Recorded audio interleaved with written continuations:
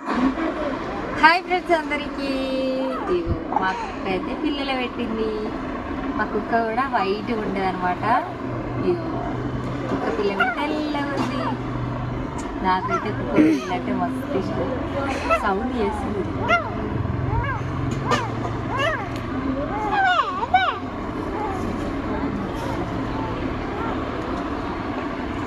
మూడు పిల్లలు పెట్టింది అనమాట.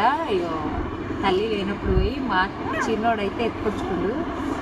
నేనైతే మీకోసం మీకు చూపిద్దామని వీడియో తీస్తున్నాను. ఇంకా కళ్ళు తెరవలేదు. 3 రోజులు అనమాట. 3-4 రోజులు అవుతుంది పిల్ల